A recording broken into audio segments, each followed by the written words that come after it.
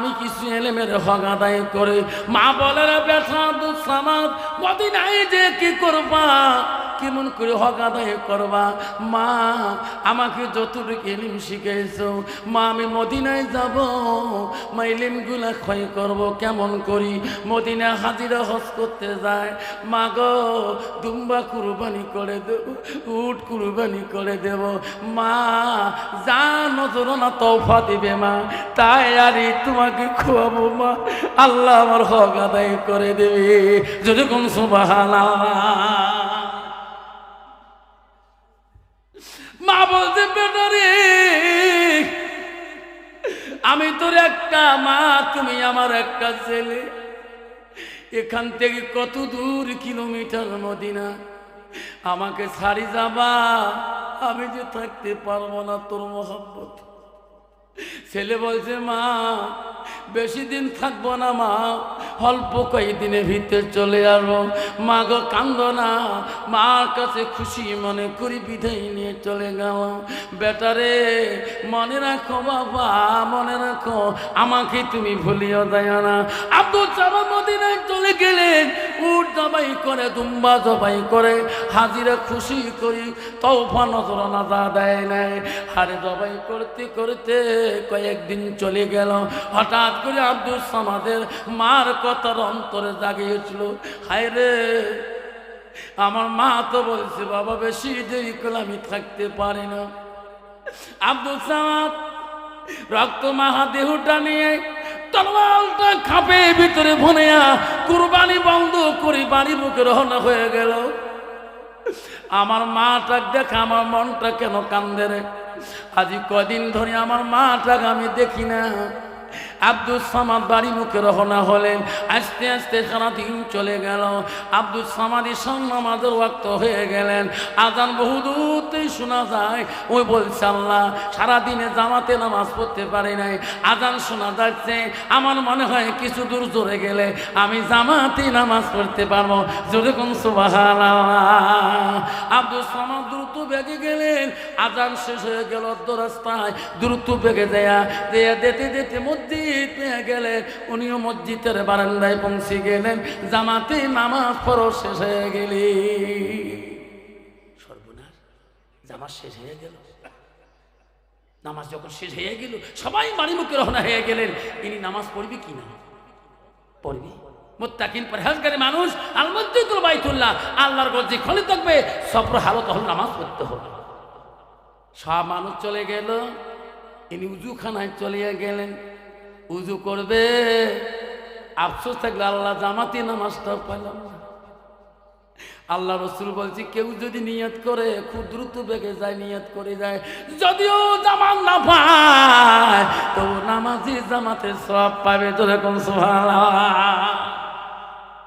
আব্দুল সামাদ হাতে পানি দিল এমন সময় মসজিদের পিছন থেকে কে বাসিক করে দিল আমাকে বাঁচান আমাকে বাঁচান আব্দুল সামাদ সঙ্গে সঙ্গে উজু বন্ধ করে দিল রে কোনো মানুষ তো নাই সবাই বাড়ি থেকে চলে গেল কে রে মসজিদের পিছনে কে গো আমাকে বাঁচান দৌড়ি দেয়া দেখে একটা মানুষ ওই ঘোড়ার পৃষ্ঠে চড়িয়া আর একটা নিহ লোককে জবাই করতেছে আব্দুল সামাদ বলল ভাই না ভাই তাকে মারিস না ভাই তোর অন্যায় হবে তোর ক্ষতি হবে ভাই তাকে জবাই করিস না এই কথা বলতে না বলতে ওই নিরহ লোকটাকে ওই ঘোড়ার পৃষ্ঠে চড়া লোকটা জবাই করে থুয়ে চলে গেল আব্দুল সামাদ কান্দা শুরু করে আল্লাহ এখানে তো আমার বাড়ি না এই গ্রামের মানুষ সবাই মসজিদ থেকে বাড়ি মুখে গেল এই লোকটা যে খুন হয়ে গেল এই জায়গার লোক না অন্য সমাজের লোক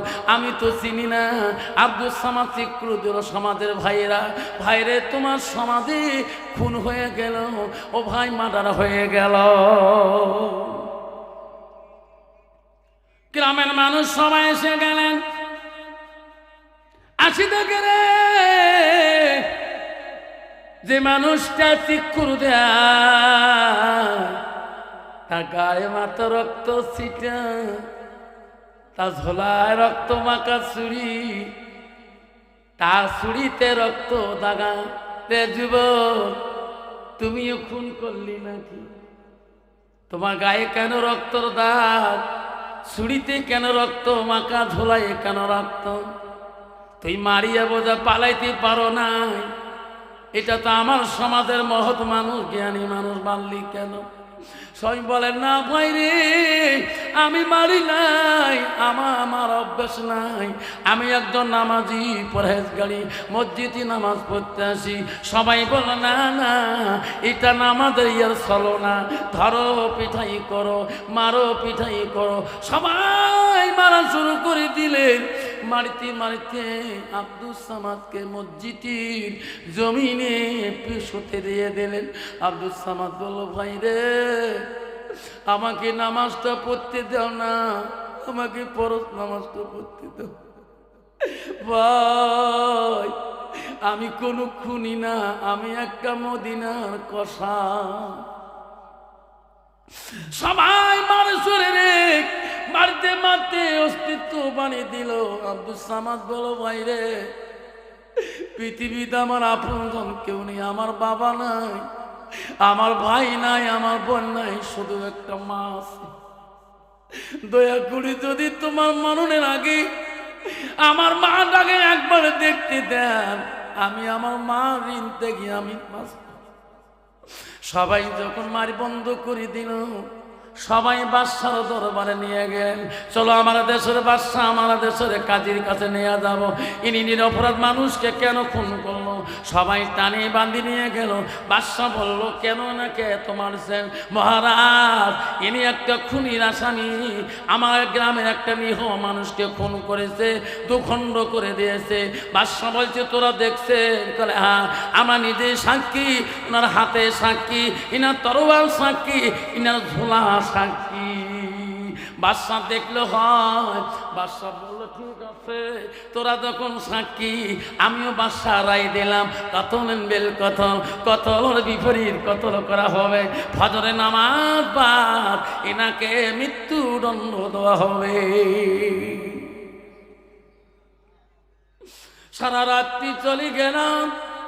সকালবেলা বাদশা বলল, মন্ত্রী রে, ওই যুবকের কাছে দিয়ে দুই রেখা নামাজ পড়তে বলো, উজু করতে বলো, কি খাবার মন চলে, কি বলবে মন চলে, তাড়াতাড়ি বলবে, কিছুক্ষণ পরে তার মৃত্যুদণ্ড হয়ে যাবে। আল্লাহ রাসূল বলছে, পৃথিবীর জমিনে 7 শ্রেণীর মানুষ আল্লাহ আরশের ছায়ার তলে থাকবে, তাতে 1 নম্বর হলো ন্যায় বিচারক বাদশা। বাদশা রায় দিয়ে দিছে, ন্যায় বিচার করবে।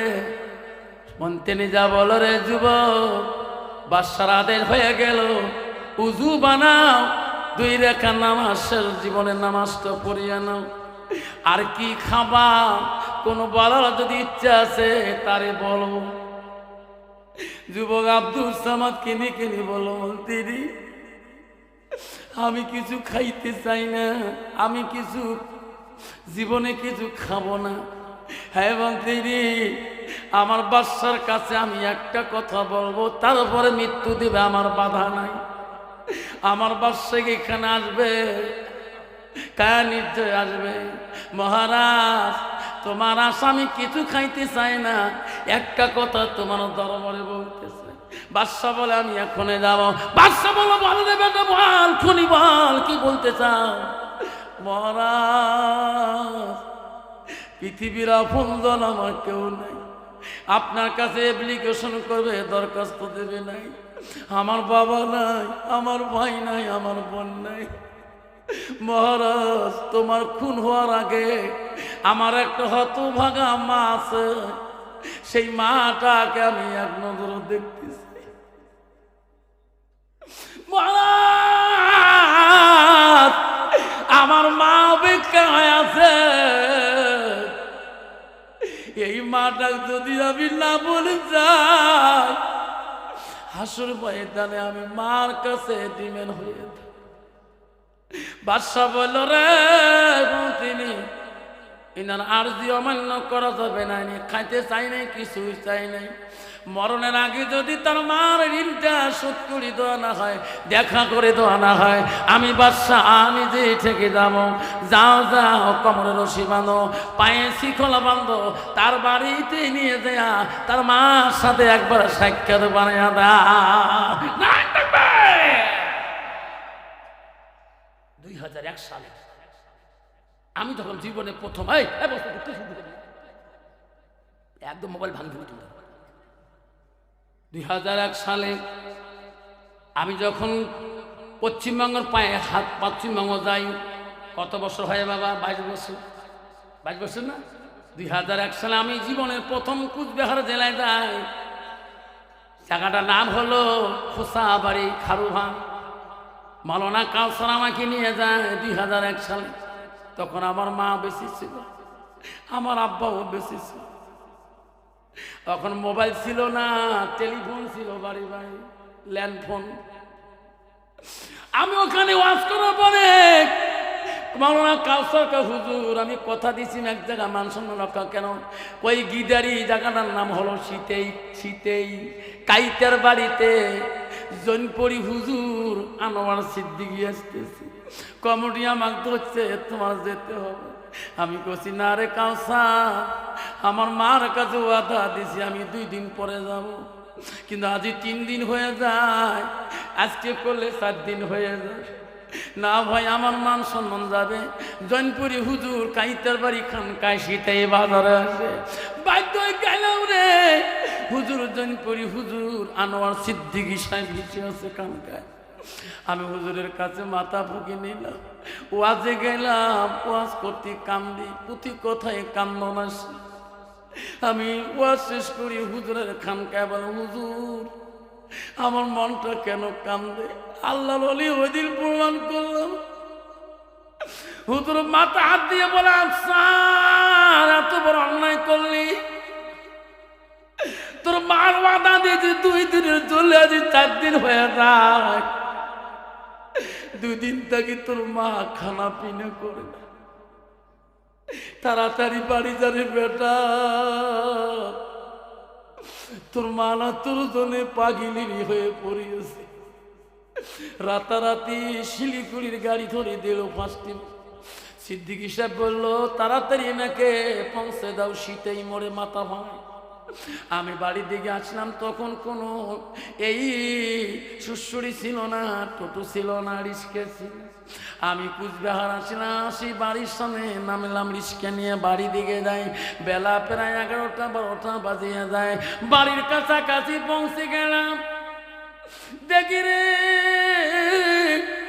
আমার মা বাড়ির বাইরে গাছের আমের গোড়ায় কাঁদতেছে। বড় ভাবি বলছে, আম্মা তোমার আফসার মারা যায় নাই, ওই যে তোমার মৌলানা আফসার আসতেছে। ভাবি ইশারা করে বুঝি পাই, তবু মা মাথা তুলি দেখে নাই। রিস্কার সামনে আসলো, মাথা হেট করি মা কাঁদতেছে। দৌড়ি দিয়া আমার হাত 2টা তুললাম, দেখি রে মা চোখের পানি দিয়ে মা বুক ভিজে গেছে। ওদিন মা বলছে, বেটা আফসার মনে রাখিস, যেদিন তুই ছেলে মেরে বাবা হবি রে, ওইদিন বুঝতে পারবি রে ছেলে মেয়ের কি দরদ। আব্বা মা মরে গেল রে সোনা, কান্দি তাকে ওয়াজ করে দিয়ে আমার কান্দি। বড় বেটি বল, আব্বা তো আবার সময় যায়, বাড়ি আসলে দাদির কবর দেখলে কান্দিস কে? আমি কি তোর মা না? আমি বলছি, বেটি রে ওয়াজ করি আসলে মা না রাতি 12টা 1টায় গরম পানি করে দেয়। মা বলছে, ওয়াজ করিস না, তুই মাস্টার মানুষ, তুই ওয়াজ কেন করিস? বাবা তোর গালা নষ্ট হয়ে যাবে, তোর প্রিন্সিপাল গালি দেবে। আমি বলছি, মা তুই দোয়া করবি, মা আমার গালা নষ্ট হবে না। মানে আজ 33 বছর হয়ে যাও আমাদের জীবন, মা মারা যাবার 16 বছর হয়ে গেল। এত জায়গায় ওয়াজ করি রে, আমার মার মতন মাটার পাই না। এইবার নেপাল রাজ্য গেলাম ওয়াজ করতে, 29 নভেম্বরের জীবনে নেপাল রাজ্য যাই নাই। এইবার বিহার গেলাম, কাটিহার গেলাম, পুনিয়া জেলা গেলাম, অন্য রাজ্য গেলাম, কিন্তু আমার মার মতন মাটাকে কোনো গ্রামে দেখলাম না। যুবক বলল, মহারাজ আমি আপনার কাছে কিছু খাইতে চাই না গো, আমার মাটাকে একবার দেখতে দিবেন। বাদশা আদেশ করছে, যাও নাকি নিয়ে যাও, হাতে কোমরে রশি লাগান, শিকল লাগান, আসামি যাতে পালায় না। ইনি খুনির আসামি, আমি বাদশা হলাম না, এই বিচারক বাদশা। বাড়ি দিকে নিয়ে গেল, ঘরে দরজায় দেয়া আব্দুল সামাম মাকে ডাকায়, মা দরজা খুলে দিবি নি, কেমন দোয়া করো মা, বিনা অপরাধে খুনির আসামি হয়ে গেল। মা বলে, রে মা ফজরের নামাজ পড়ি দোয়া করছিল, মা বলে আমার আব্দুল সামাদ তো মদিনায় গিয়েছে, আজকে তো 28 তারিখ না। মাস ডাক শুনতে শুনতে মা দরজা খুলে দিয়ে দেখে, এত সকালে আমাকে কে রে মা করি ডাক। মা নামটি অতি মধুর, ভুলিও না রে ভাই, মায়ের মতো আপনজন পৃথিবীতে নাই।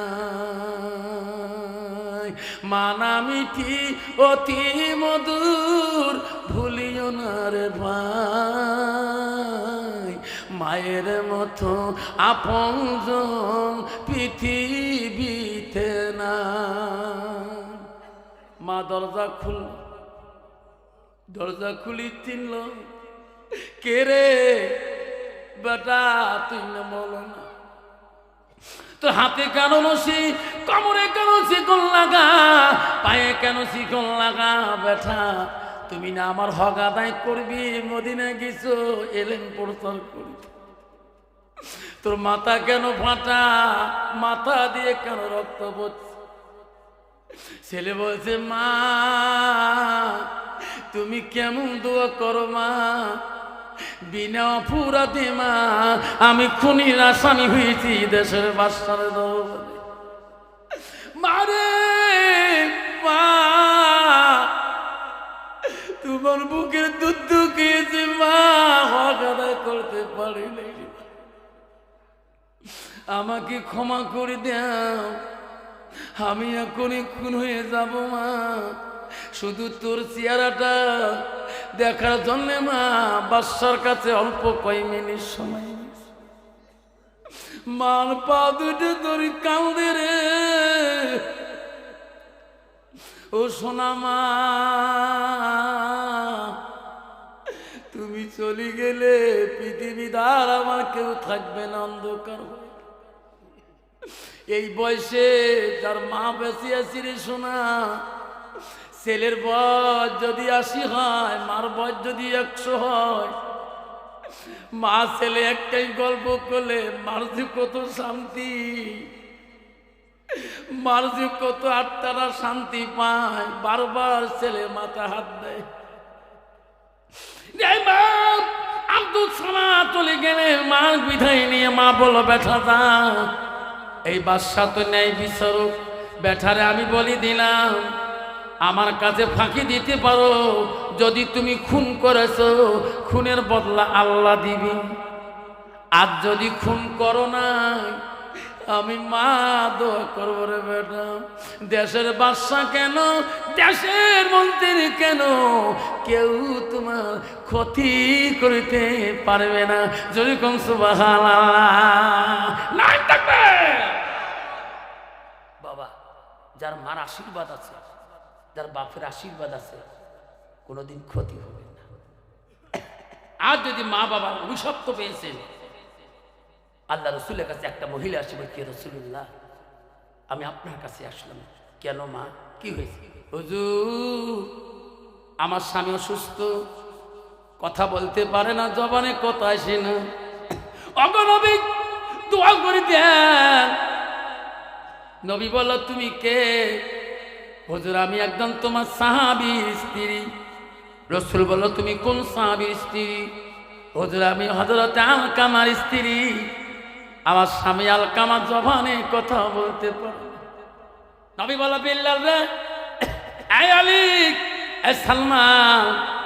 আলকামার বলে, জবান বন্ধ হয়েছে, যাও। ওনার বিবির মুখে শুনলাম, আমি নবী বিশ্বাস করি না, তোরা নিজেই প্রমাণ করে আসো। হযরতে বিল্লাল, হযরতে আলকামা, হযরতে সালমান, তিনজন সাহাবী লাফ দিয়ে দৌড় মারল আলকামার বাড়ির দিকে। যে দেখে হয় আলকামা জবান দিয়ে কথাই বলতে পারে না। হযরত আলী বলল, বিল্লাল রে, একটু দোয়া করি, আমার সাথী ভাই সাহাবী। হযরত আলী দোয়া করলেন, দোয়া কবুল হলো না। আলী বলল, বিল্লাল, আমার দোয়া আল্লাহ কবুল না করতেও পারে, চলো বিশ্ব নবীর দরবারে কথাটা জানিয়ে দেই যে আলকামা বিবি যা বলছে হুজুর সেইটাই সত্য। বিল্লাল বলল, হুজুর হয়। আলকামার জবানটা বন্ধ হয়ে গেছে। নবী বলল, বিল্লাল, আলী, আর একবার যাও। আলকামার মা বাবা বেঁচে আছে নাকি, আমার কথা বলি, দাওয়াত দিয়ে আসলে। বিল্লাল রে, যদি মা বাবা বৃদ্ধ হয় কষ্ট দিয়ে দাওয়াত দিবা না, আমি রাসূলুল্লাহ নিজেই দেখা। বিল্লাল চলে গেল। আলী ভাই যে দেখে আলকামার বাবা নাই, মারা গিয়েছে, তার বৃদ্ধ মাটা আছে গো। হযরতে বিল্লাল আলকামার মার দরবারে যা বসে, বুড়ি মা, আমাকে তো চিনবেন না, আমি নবী সাহাবী হযরতে বিল্লাল। ও বুড়ি মা, আমার বিশ্ব নবী কেন বা তোমাকে ডাকিলেন, কেন বা তোমাকে দাওয়াত করলেন, তোমার সাথে দেখা করতে চাই। বুড়িমা, আপনি যদি কষ্ট পান, যেতে না পারেন, আমার রাসূল নিজে আসি দেখা করবেন। আলকামার মা বল, আল্লাহ, আমার দয়া রাসূল রে, এত কষ্ট করি আমার বাড়ি আসবে, আমি আলকামার মা বড় গুনাহগার হয়ে যাব।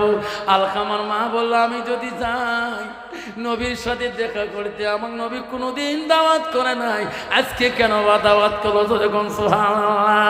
হযরতে আলকামার মা বিশ্ব নবীর বাড়ি মুখে রওনা হলেন। নবীর বাড়ির কাছে দাঁড়িয়ে দিলেন। আমার নবী, রহমতের নবী, দেখলে একজন বৃদ্ধ মা আসতেছে। আমার নবী সামনে গেলেন, মা গো, আপনি কি আলকামার মা হন? কালে হ্যাঁ হুজুর। মা বসুন। বসালেন। সুন্দর সুন্দর কথা রাসূল বলো, মা গো, তোমার আলকামা কেমন সন্তান? হুজুর বড় জ্ঞানী সন্তান, বড় পরহেজগারী সন্তান। না না মা, ও কথা বলি নাই, তোমার সন্তান কেমন? হুজুর বড় বিদ্যার সাগর তার ভিতরে।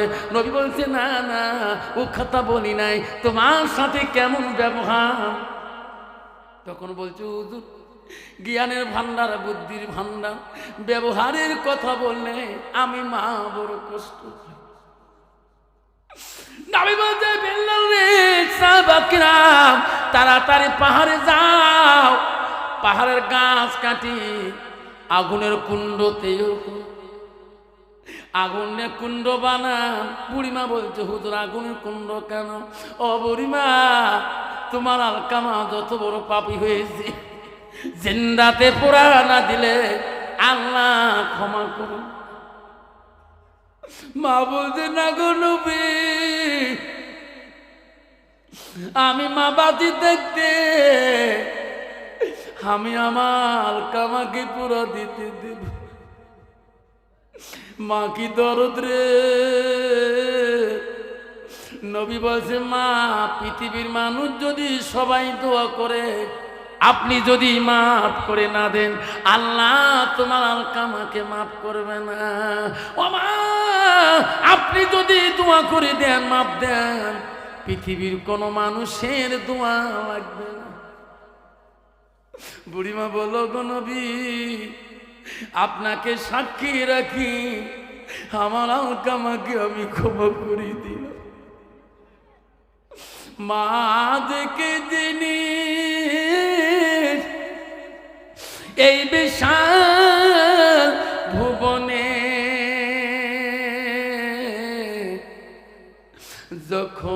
দেখি মায়ের মুখ, দুঃখ থাকে না মনে।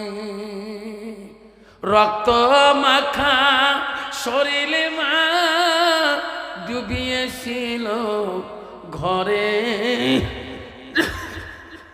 হৃদয়েরই গোপন জিনিস মা মুখে দেয় তুলে। ও মা তুমি অমর হয়ে থাকো মোর জীবনের তরে, তুমি মা মইরা গইলে কাঁদব নিশাতে। আব্বা কষ্ট হচ্ছে, জোরে বলুন। হয়নি বাপ? কষ্ট মনে করবেন না বাপ, অল্প সময়, তারপরে হুজুর এসে যাবে। কষ্ট হচ্ছে বাপ? কাকে হয়নি হাত তুলে দেখেন, হুজুর কষ্ট হয়নি। তকবীর লাগা নাই, তকবীর। বড় অলি ছিল আব্দুল কাদের জিলানী, সব অলিদের অলি, সব আউলিয়াদের আউলি। গভীর রাত হয়েছে, আব্দুল কাদের রাস্তা দিয়ে যায়, পথ দিয়ে যায়, বহুদূর থেকে দেখে রে বিশাল একটা নদী দেখা যায়। আল্লাহর ওলি আব্দুল কাদের জিলানী রহমাতুল্লাহ দেখে ওই নদীর কিনারে একটা বৃদ্ধ মা বসে বসে কাঁদতেছে। আল্লাহ ওলি কাক বলে রে, আল্লাহর ওলি কাক। শোনারা আব্দুল কাদের আস্তে আস্তে ওই নদীর কিনারে বৃদ্ধ মা তার কাছে গেল। বৃদ্ধ মা চিনতে পারে নাই ইনি সব অলিদের অলি, সব আউলিয়াদের আউলিয়া। নাই থাকবে আব্বারে, আল্লাহর অলিকে চেনা বড় মুশকিল, আল্লাহর অলিকে চেনা যায় নাই, বড় মুশকিল বাবা। ও শোনারা, আল্লাহর অলিকে চেনা বড় কঠিন বাবা। জনগণ আব্বারা আমার শোনার চাও না, আব্দুল কাদের জিলানী বুড়িমা চিনতে পারে নাই। সামনে যে বলল, ও বুড়িমা এত রাইতে নদীর ঘাটে বসে কাঁদছে, কোনো মানুষ নাই, কোনো প্রাণী নাই, কেন গো এখানে কাঁদ? মিডিয়া বন্ধ করে দিন। কেন বসে কাঁদলেন? আব্দুল কাদের জিলানী রহমাতুল্লাহ বলছে, বলেন মা গো মা কি হয়েছে, তোমার কি বেদনা? বুড়ি বলছে, বেটা আমার মনে যেটা আঘাত, মনের বেদনা, আমি তোমাকে খুলি বললে আমার শান্তি হবে না। বেটারে কি বলবো, তুমি চলে যাও। আমি মা যেটা দুঃখিত, আমি আল্লাহর কাছে কান্দি, আল্লাহ আমার কথা শুনবে কিনা। আল্লাহর ওলি আব্দুল কাদের জিলানী বলছে, বুড়িমা কি কথা নিয়ে আল্লাহর কাছে কাঁদলেন? বেটা রে, আমি মা একটা সন্তান আল্লাহ দিয়েছে গো বুড়িমা। ও বাবা, আমাকে আল্লাহ একটা সন্তান দিয়েছে, ওই সন্তানটা আমার আদেশ কর্ম ছিল, আমার অনুগতি ছিল, আমি যা বলছিলাম তাই কথা শুনছিল। আমার সন্তান বড় হয়েছিল, বিয়ার উপযুক্ত বয়স হয়েছিল। বেটেরি আমি পাত্রী পছন্দ করেছিলাম, আমি বিয়ে চুক্তি করেছিলাম, আমি বেটাকে বিয়ে করার জন্য এই দেশে আসতে বলছিলাম। আমার সন্তান বিয়ের যাত্রী হয়ে দুলহা খায়া এই নদীর পার হয়া আমার বৌমা আনতে গেছে। কিন্তু যখন বৌমাকে নিয়ে এই নদীর পার হয়ে আসে, অর্ধে নদী আসার পরে রে বেটা বিশাল ঝড় তুফান হয়ে যায়। আমার বেটা বৌমা সবাই এই নদীর মাঝখানে মারা যায়। বেটারে ওদিন থেকে আমার সন্তানটা আমার বাড়ি গেল, আমি মা কাঁদে, আল্লাহ আমার মনের আশা শান্তি দিল না। ওরে বেটা, আমার সন্তানের জন্য কান্দি, আমার বাড়িতে ঘুম আসে।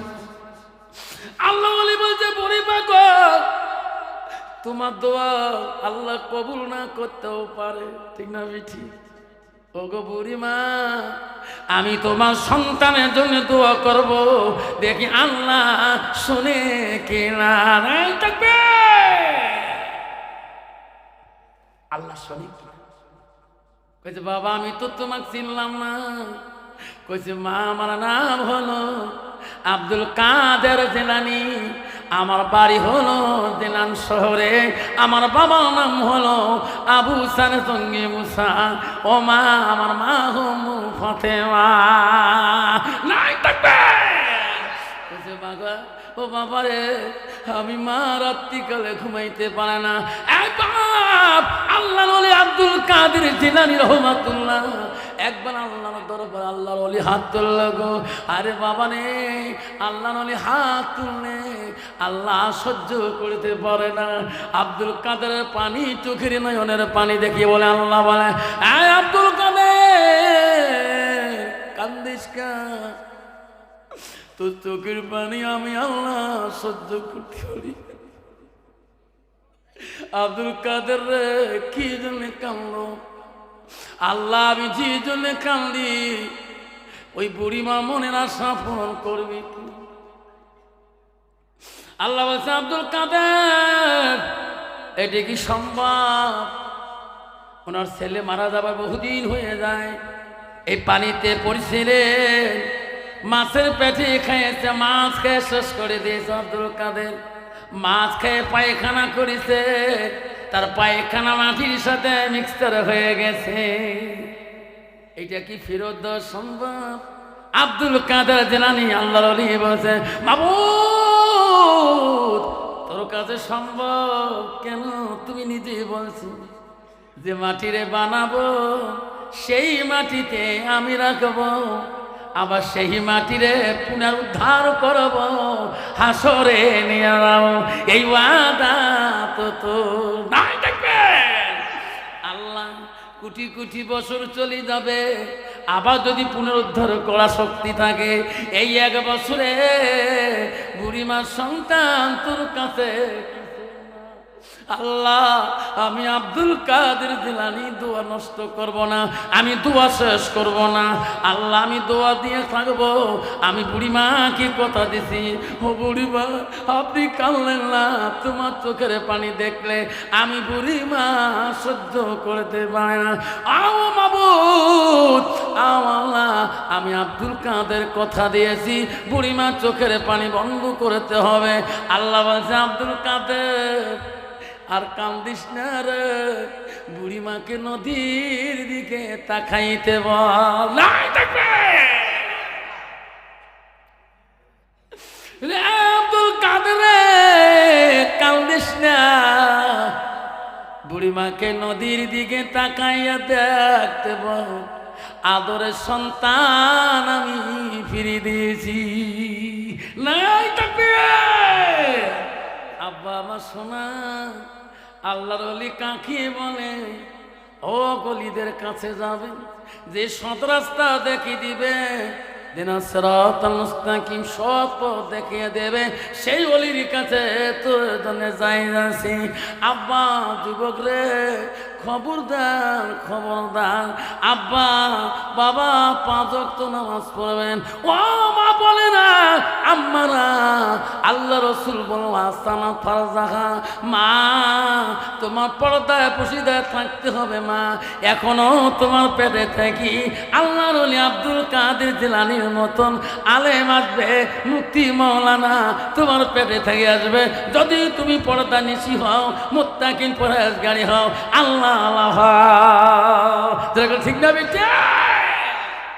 মেয়েটা হইতে হবে আল্লাহ আল্লাহ মুত্তাকিন পরহেজগারি। তাহলে ওই মেয়েদের পেটে থেকে আল্লাহ ওলি এখন আলেম কুতুবে আলম এখন আসবে, কিন্তু মেয়েরা তো পর্দায় থাকে না। মা বোনেরা গো, শান্তি কেন নাই রে দুনিয়ায়? গজব কেন আসিল দুনিয়ায়, আসামতে গজব আসলো, আমরা বানে গজব আসলো, হাজার হাজার মানুষ কান্দ বিদিনের জ্বালা। মা বোনেরা গো শান্তি কেন নাই রে দুনিয়ায়, গজব কেন আসিল দুনিয়ায়। মদের বাজারে গরম হলো, মদের বাজারে গরম হলো, যুগের কোটে মানুষ যায়, বাপের ভিটা তুয়ে দিয়ে ঘর জামাইয়ে বেটা হয়। মা বোনেরা গো শান্তি কেন নাই রে দুনিয়ায়, গজব কেন আসলো দুনিয়ায়। মেয়েরা বলে স্বাধীন হবে, মেয়েরা বলে স্বাধীন হবে, আর পুরুষের দরকার নাই। পুরুষ নিয়ে কি করিব, নিজের কামাই নিজে খা। কত মহিলা আছে, শ্বশুর যদি বলে বৌমা কার সাথে পেশাল পান করে ঘরে খায়, কানতে খাই তোমার ভাত দেয়। শ্বশুর জানে মোর বেটা তো থাকে গোহার নিকিয়ে করছে একটা, তুইও তো ভাত দেয় না রে, না না শ্বশুরকে তোমরা ভাত দেয়, তোমার বেটা ভাত দেয়, তোমার বেটা নিকিয়ে করে নেয়, কার সাথে কাইতে খাই। আল্লাহ মেয়েরা বলে স্বাধীন হবে, আর পুরুষের দরকার না। মেয়েরা বলে স্বাধীন হবে, আর পুরুষের দরকার নাই। পুরুষ নিয়ে কি করিব, নিজের কামাই নিজে খাই। মা বোনেরা গো শান্তি কেন নাই রে দুনিয়ায়, গজব কেন আসিল দুনিয়ায়। নিজের বাপকে বাপ বলে না, নিজের বাপকে বাপ বলে না, শ্বশুরকে যে আব্বা কয়। মার কপালে ভাত জোটে না, শাশুড়িকে আম্মা কয় আম্মু। আছে না কত যুবক আছে নিজের বাবাকে বাপটাও না কয়, বুড়ে কয়, ছেলেকে বাবা তো দাদা করে, তো বুড়ি দাদা করে। কি লজ্জা থাকার, হায়া থাকা দরকার। আর শ্বশুর বউ শিখিয়ে দিচ্ছে, দেখছে তোমার বাবা বুড়িয়ে করবার না, আমার কোন জলসের মধ্যে বুড়িয়ে করে আব্বা কোয়া হবে। ঠিক আছে, no tension, no matter. 3 KG মিষ্টি নিলে সাগর হোটেলে 3 কেজি মিষ্টি নিয়ে ব্যাগের পাশে তুলে নিয়ে 1 কেজি দেখে শ্বশুর বেরিয়ে বাড়ি বসিয়েছে, দেখো আব্বা সালাম আলাইকুম, তোমারও গজব হোক, বড় গজব হোক। যখন ঠিক না বিঠে, নিজের বাপকে বাপ বলে না, নিজের বাপকে বাপ বলে না, শ্বশুরকে যে আব্বা কয়। মার কপালে ভাত জোটে না, শাশুড়িকে আম্মা কয়।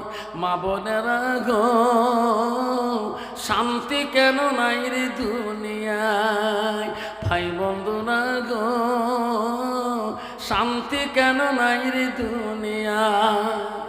রাসূলুল্লাহ বাড়িতে আছে, এক হাদিস আছে, আসি দেখে হযরত আয়েশা বসে আছে।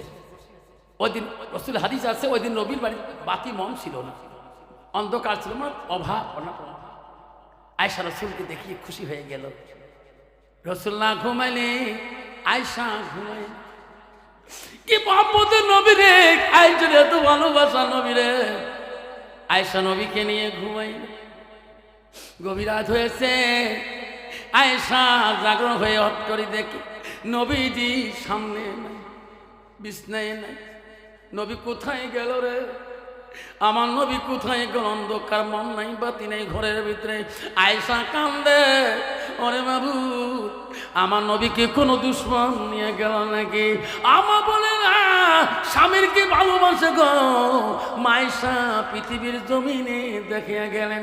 আয়েশা কান্দে, অন্ধকার ঘরের ভিতরে সেই রুমে কানতে কানতে আয়েশা হাসতায়, অন্ধকারে হাসতে হাসতে যায় ঘরের কোনায় দিকে।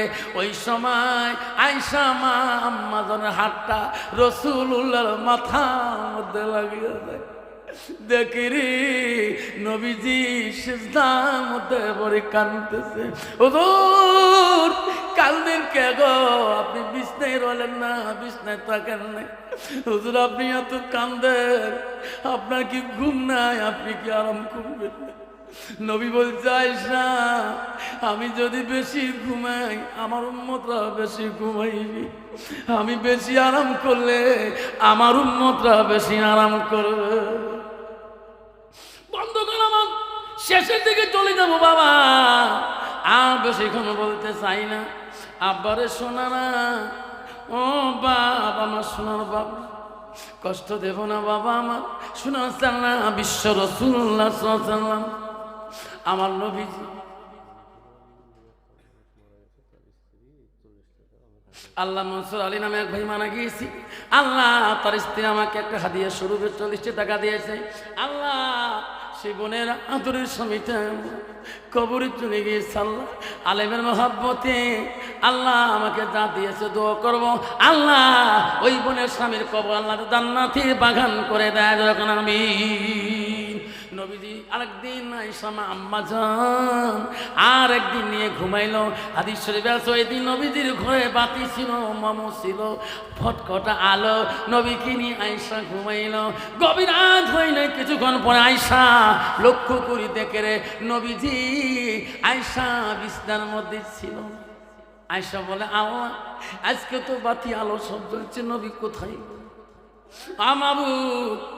আমার নবী কোনো দিকে গেলে আমাকে ডাক দিয়ে আয়েশা প্রাণ ভরা কান্নান। আমা বলে না পানি ছাড়ার মা বলে না, চেঁচা পানির মা বলে না, শুনে রাখো। আয়েশা দুই চোখের পানি জমিনে পাল্লা খেয়ে বলে আল্লাহ আমার রসুলকে কোনো দুশ্মন বোধ শেষ করে দিয়েছে নাকি? আমার নবী আমাকে বলি যায় আয়েশা কোথায় যাবে এত রাত্রে? আমা বলে না আম্মারে শুনে রেখো মা। আয়েশা বুক ভরা কান্নান সহ্য করতে পারল না। আয়েশা জানে রে নবী আমার কারো বাড়ি যাবে না, নবী কাঁদতে কোনোটাই গেলে আল মসজিদুল বাইতুল্লাহ আল্লাহর ঘরে যাবে, আল্লাহর বাড়িতে যাবে। আয়েশা মনে মনে খোঁজা শুরু করলেন, আমি মসজিদে যাব, আমার রাসূল মসজিদে গেছে নাকি? যেরকম সুবহানাল্লাহ।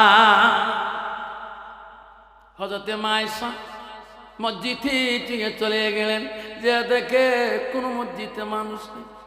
আয়েশার মনটা ভেঙে গেল, আল্লাহ আমার নবী কারো বাড়িতে যায় না, মসজিদেও কেন আমার নবী নেই? আয়েশা আবুর দিকে তাকায়, সামনে দেখে ওখানে একটা কবরস্থান আছে গো, সেটা জান্নাতুল বাকি কবরস্থান।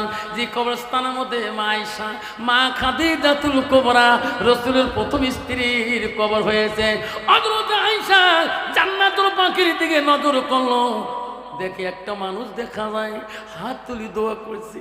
আয়েশা বলে কে রে? এখানে আমার নবী, এখানে না বুঝন খাদিজার কবর। নবী কি করে রে তোরা? আয়েশা দেখতেছে নবী হাত তুলি কাঁদতেছে, ওরে মাবুদ যেদিন থেকে খাদিজা আমার কাছ থেকে চলে গেছে মাবুদ, আমি নবী আমি আরাম মতন ঘুমাইতে পারি না। আমার খাদিজা মাওলা কেমন আছে আমি রাসূল জানি না। খাদিজা নাম ধরে দোয়া করতেছে, আয়েশা আড়াল থেকে শুনতেছে আল্লাহ আল্লাহ কি নবী গো, যে বুড়িটা যে নারীটা এনার থেকে 15 বছর বয়সে বড় ছিল, নবীর বয়স তখন 25 ছিল, খাদিজার বয়স তখন 40 বছর। আল্লাহ তার গুণে নবী এখনো কান্দে। আমি আয়েশা একজন কোমল স্ত্রী নাবালিকা মেয়েকে বিয়ে করলো। আমার আব্বা আবু বকর সিদ্দিক মদিনার প্রথম খলিফা, মোহাব্বত করে নবীর কাছে দেয়। আল্লাহ নবীর জীবনে একদিন খিদমতে ত্রুটি করলাম না, আল্লাহ আমার নাম নবীজি দুয়ার মধ্যে একবার নেই। আয়েশার মনে আবেগ, নবী যাতে জানে না আমি আসছি।